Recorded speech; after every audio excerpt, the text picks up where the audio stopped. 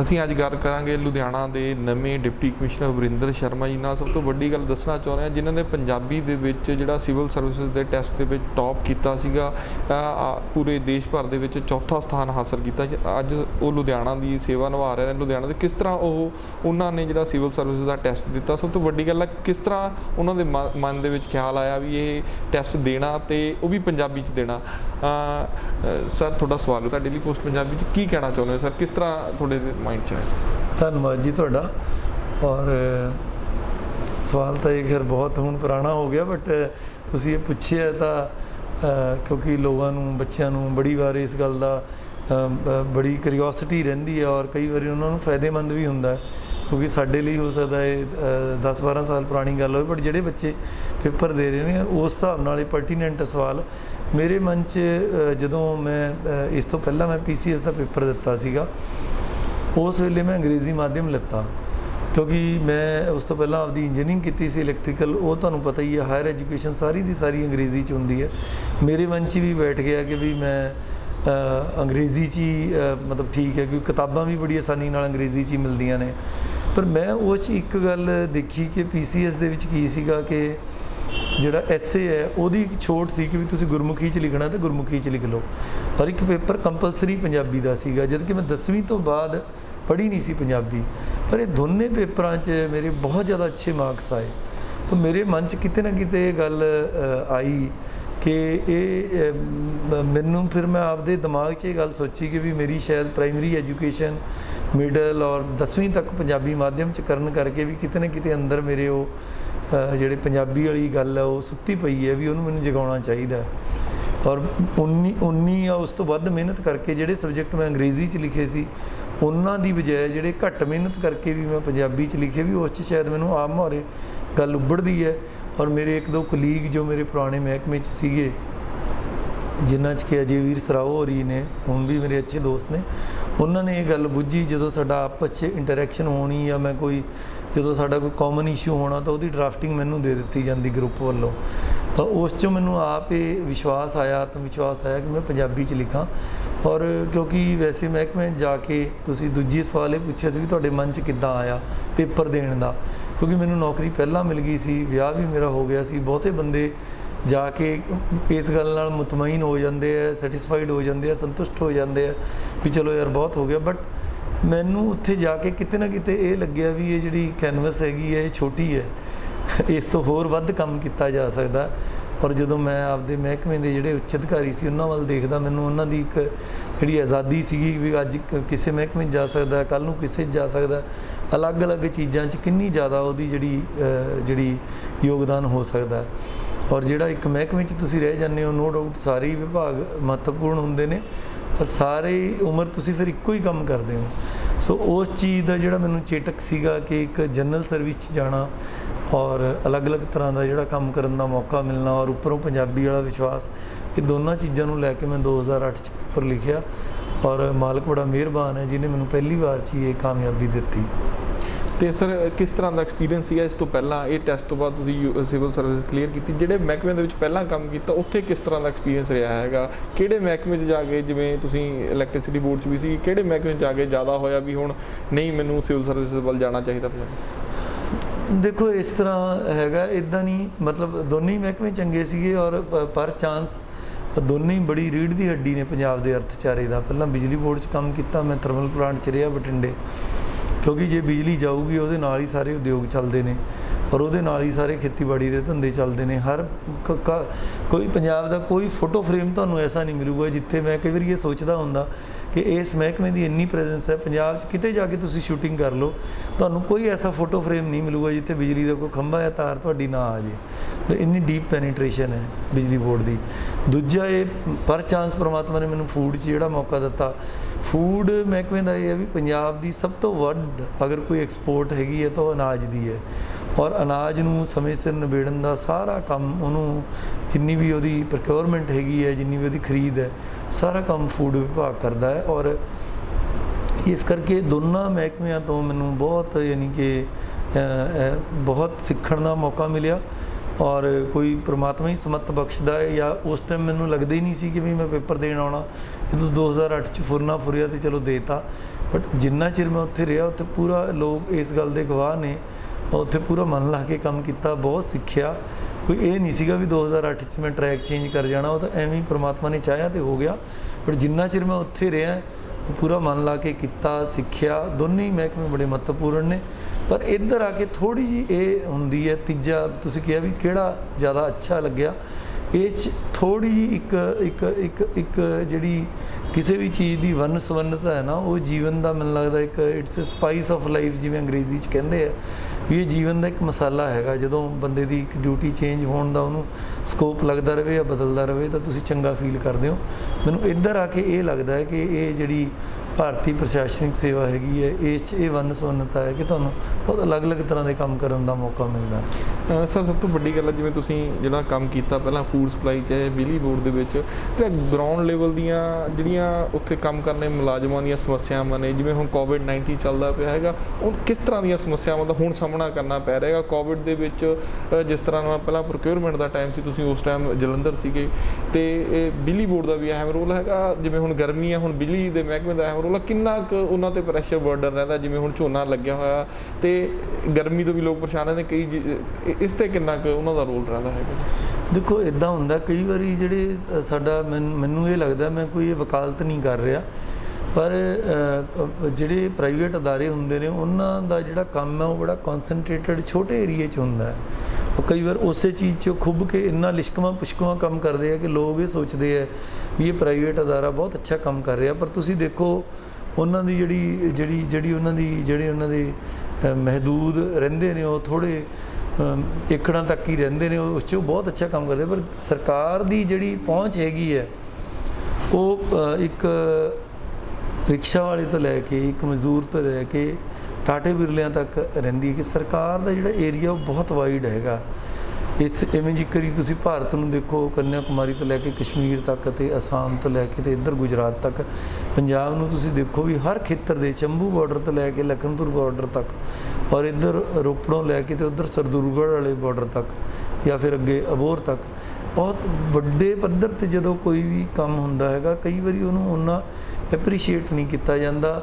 With time ਜਿਹੜੇ ਸਾਡੀ ਆਬਾਦੀ ਵੀ ਵਧੀ ਹੈ, ਇਨਫੋਰਮੇਸ਼ਨ ਟੈਕਨੋਲੋਜੀ ਆਉਣ ਦੇ ਨਾਲ ਲੋਕਾਂ ਦੀਆਂ ਉਮੀਦਾਂ ਵੀ ਵਧੀਆਂ ਨੇ, ਸਾਡਾ ਜਿਹੜਾ ਲਾਅ ਹੈ ਉਹ ਵੀ ਜ਼ਿਆਦਾ ਟਰਾਂਸਪੇਰੈਂਸੀ ਆਈ ਹੈ, ਇੱਕ ਟਾਈਮ ਬਾਊਂਡ ਮੈਨਰ 'ਚ ਕੰਮ ਕਰਨ ਦਾ, ਸਾਰਾ ਕੁਝ ਕਰਨ ਦਾ। With all said and done ਇਸ ਸਿਸਟਮ 'ਚ ਬਹੁਤ ਸਾਰੀਆਂ ਖਾਮੀਆਂ ਨੇ, ਪਰ ਉਹ ਖਾਮੀਆਂ ਕਰਨ ਦੇ ਬਾਵਜੂਦ ਜਿੰਨਾ ਮੈਨੂੰ ਲੱਗਦਾ ਵੀ ਸਰਕਾਰੀ ਮੁਲਾਜ਼ਮਾਂ ਨੂੰ ਮਿਹਨਤ ਕਰਨੀ ਪੈਂਦੀ ਹੈ, ਕਈ ਵਾਰ ਉਹਦੀ ਉਨੀ ਰਿਕੋਗਨੀਸ਼ਨ ਨਹੀਂ ਮਿਲਦੀ।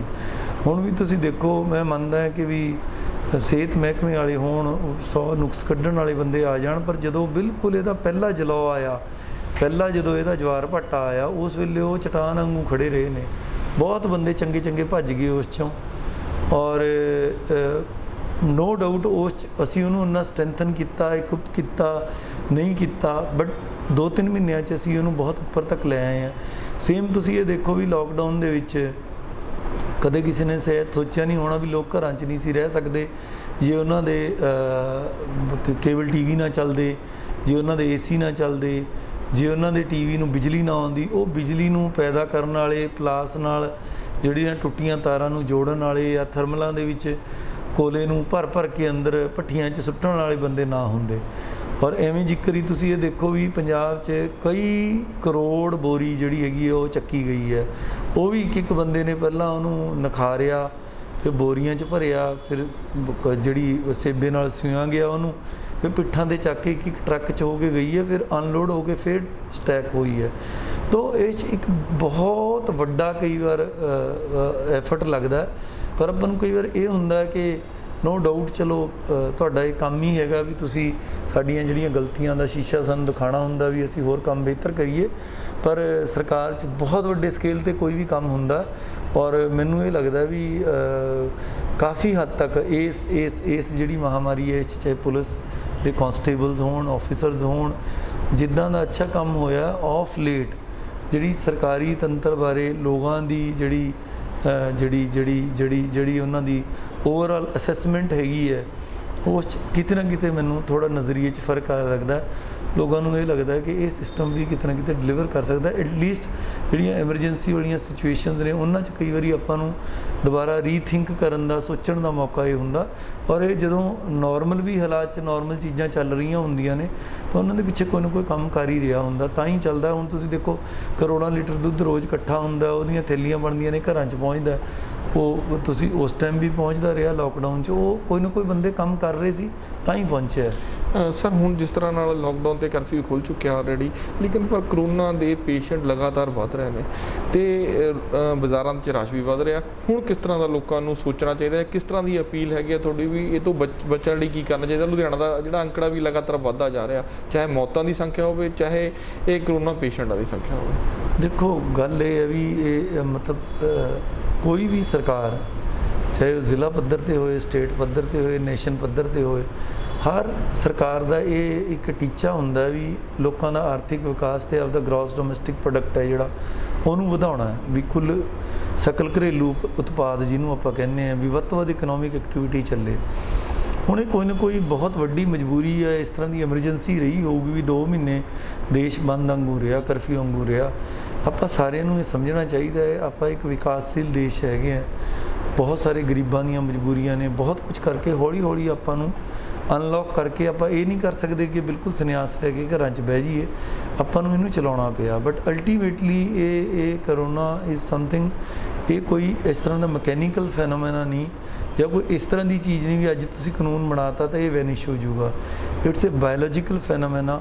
ਜਿੱਦਾਂ ਦਹੀਂ 'ਚ ਬੈਕਟੀਰੀਆ ਹੁੰਦਾ ਤੁਹਾਨੂੰ ਦਿਖਦਾ ਨਹੀਂ, ਦੁੱਧ 'ਚ ਮਾੜਾ ਜਿਹਾ ਪੈ ਜਾਂਦਾ, ਸਵੇਰੇ ਦਹੀਂ ਬਣ ਜਾਂਦੀ ਹੈ।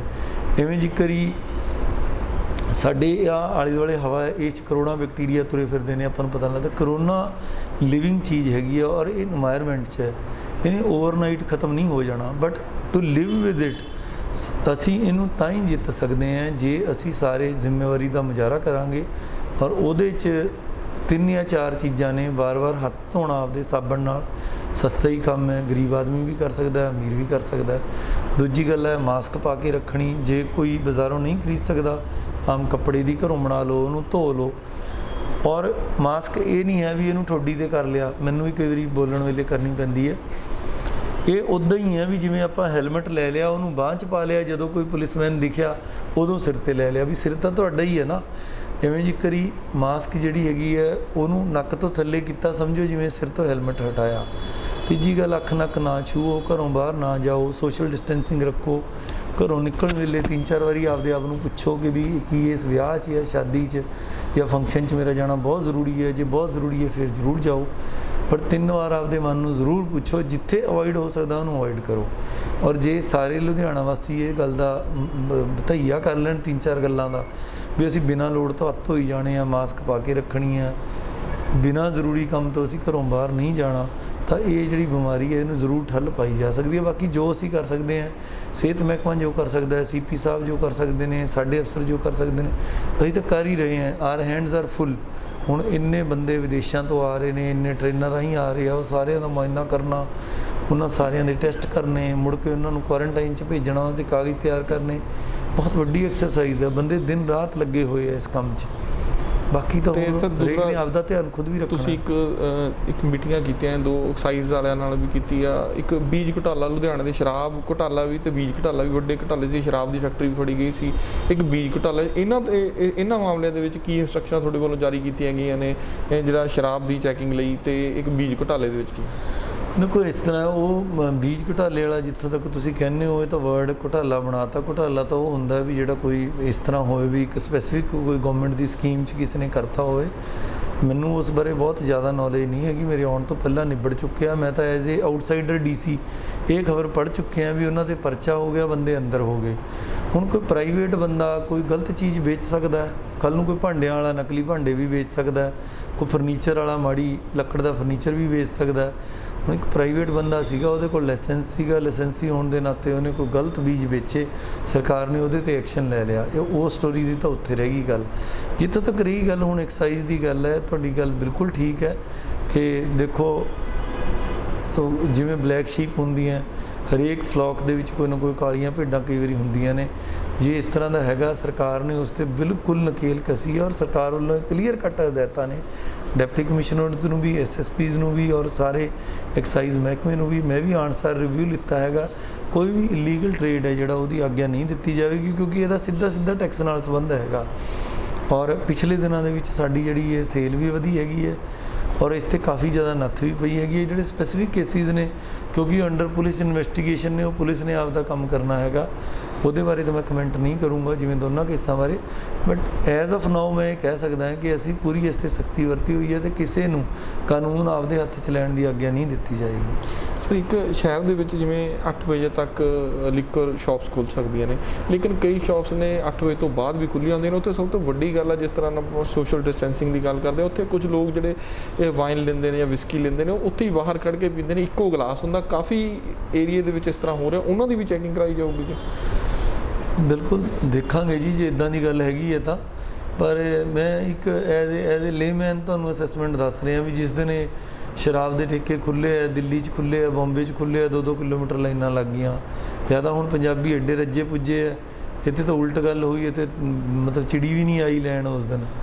ਤੋ ਜੋ ਪੰਜਾਬੀਆਂ ਦੇ ਆਮ ਸੁਭਾਅ ਬਾਰੇ ਲੋਕਾਂ ਨੂੰ ਇਮੇਜ ਸੀਗੀ ਵੀ ਪਤਾ ਨਹੀਂ ਪੰਜਾਬ 'ਚ ਕਿੱਡੀਆਂ ਕੁ ਲਾਈਨਾਂ ਲੱਗ ਜਾਣਗੀਆਂ, ਉਨੀ ਭੀੜ ਤਾਂ ਨਹੀਂ ਹੈਗੀ। But your feedback is welcome. ਜੇ ਇੱਦਾਂ ਦੀ ਗੱਲ ਹੈਗੀ ਹੈ ਤਾਂ ਜ਼ਰੂਰ ਉਹ ਕਰਾਂਗੇ। ਬਾਕੀ ਮੇਰੀ ਲੋਕਾਂ ਨੂੰ ਵੀ ਇਹ ਬੇਨਤੀ ਹੈ ਵੀ ਜੇ ਕਿਸੇ ਨੇ ਇੰਜੋਏ ਕਰਨਾ, ਹਰੇਕ ਦਾ ਹੱਕ ਹੈਗਾ ਜਿਹਨੇ ਜੋ ਖਾਣਾ ਪੀਣਾ, ਪਰ ਉੱਥੋਂ ਚੀਜ਼ ਖਰੀਦੋ, ਆਪਦੇ ਘਰੇ ਜਾਓ, ਇੰਜੋਏ ਕਰੋ। ਬਟ ਉੱਥੇ ਅਗਰ ਕੋਈ ਇਸ ਤਰ੍ਹਾਂ ਕਰਦਾ ਵੀ ਪਬਲਿਕਲੀ ਜਾ ਕੇ ਗਲਾਸੀਆਂ ਜੁੱਠੀਆਂ ਕਰਕੇ ਪੀਂਦਾ, ਉਹ ਤਾਂ ਜਾਨ ਤਲੀ 'ਤੇ ਧਰਨ ਵਾਲੀ ਗੱਲ ਹੈਗੀ ਹੈ। ਅੱਜ ਦੇ ਯੁੱਗ 'ਚ ਜਦੋਂ ਅਸੀਂ ਕਹਿੰਦੇ ਹਾਂ ਵੀ ਮੂੰਹ 'ਤੇ ਵੀ ਕੱਜ ਕੇ ਰੱਖੋ, ਉਸ ਟਾਈਮ 'ਤੇ ਕਿਸੇ ਦਾ ਜੁੱਠਾ ਪੀਣ ਦਾ ਤਾਂ ਮਤਲਬ ਹੀ ਨਹੀਂ, ਕਿਉਂਕਿ ਜਿਹੜਾ ਸਲਾਈਵਾ ਹੈ ਇਹ ਇੱਕ ਵਾਰ ਇੱਕ ਬੰਦੇ ਤੋਂ ਦੂਜੇ ਨੂੰ ਗਿਆ, ਇਹਦੇ ਨਾਲ ਤਾਂ ਟਰਾਂਸਮਿਸ਼ਨ ਹੋਣੀ ਹੈ। If this is the case, ਇਹਦੇ 'ਤੇ ਬਹੁਤ ਸਖਤੀ ਨਾਲ ਚੈਕਿੰਗ ਕਰਾਈ ਜਾਊਗੀ ਔਰ ਇਹਦਾ ਐਕਸ਼ਨ ਲਿੱਤਾ ਜਾਊਗਾ ਜੇ ਇੱਦਾਂ ਹੈਗਾ ਤਾਂ। ਹਾਂ ਬਿਲਕੁਲ, ਅਸੀਂ ਅੱਜ ਲੁਧਿਆਣਾ ਦੇ ਡਿਪਟੀ ਕਮਿਸ਼ਨਰ ਵਰਿੰਦਰ ਸ਼ਰਮਾ ਜੀ ਨਾਲ ਗੱਲ ਕੀਤੀ। ਉਹਨਾਂ ਨੇ ਕੁਝ ਖਾਸ ਗੱਲਾਂ ਵੀ ਦੱਸੀਆਂ, ਲੋਕਾਂ ਨੂੰ ਅਪੀਲ ਵੀ ਕੀਤੀ ਆ ਬਿਨਾਂ ਕੰਮ ਤੋਂ ਘਰੋਂ ਬਾਹਰ ਨਾ ਜਾਓ, ਕਿਤੇ ਸਮਾਜਿਕ ਫੰਕਸ਼ਨ ਆ ਉਸ 'ਤੇ ਵੀ ਬੜਾ ਸੋਚ ਕੇ ਜਾਓ ਤਾਂ ਜੋ ਇਸ ਕਰੋਨਾ ਦੀ ਮਹਾਮਾਰੀ ਨਾਲ ਲੜਿਆ ਜਾ ਸਕੇ। ਲੁਧਿਆਣਾ ਤੋਂ ਕੈਮਰਾ ਪਰਸਨ ਪ੍ਰਕਾਸ਼ ਜੱਸਾ ਦੇ ਨਾਲ ਤਰਸੇਮ ਭਾਰਤ।